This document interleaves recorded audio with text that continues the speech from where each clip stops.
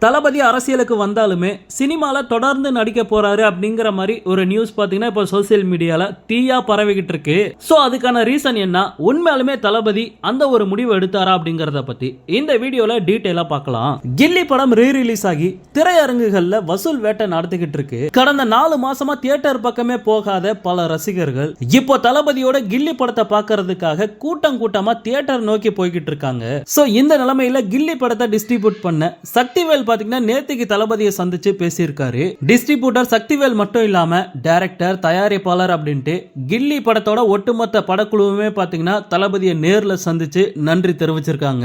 Code படத்தோட ஷூட்டிங்ல இருந்த தளபதியை மீட் பண்ணி மிகப்பெரிய ஒரு ரோஜா மாலையை போட்டு தளபதிக்கு பாத்தீங்கன்னா நன்றி தெரிவிச்சிருக்காங்க.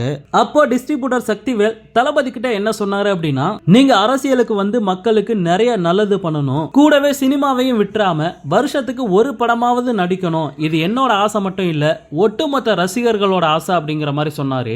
இதுக்கு தளபதி பாத்தீங்கன்னா கண்டிப்பா பண்ணிரலாம் அப்படிங்கிற மாதிரி சொன்னாரு. சோ தளபதி இப்படி சொன்னதுனால சினிமாவை விட்டு போக மாட்டாரு, தொடர்ந்து படங்கள் நடிப்பாரு அப்படிங்கிற மாதிரிலாம் இப்ப நியூஸ் பரவ ஆரம்பிச்சிருக்கு.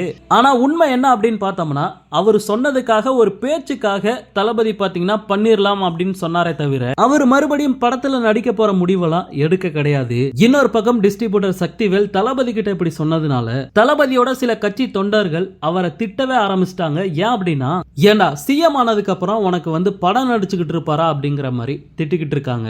தளபதி சினிமால இருக்கிறத விட சிஎம் ஆகி மக்களுக்கு நல்லது செய்யறது தான் இப்ப முக்கியம் அப்படிங்கிற அளவுக்கு ரசிகர்களோட மனநிலை பாத்தீங்கன்னா மொத்தமா மாற ஆரம்பிச்சிருச்சு.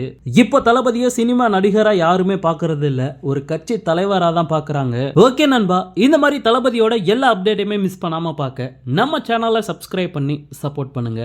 தேங்க்யூ.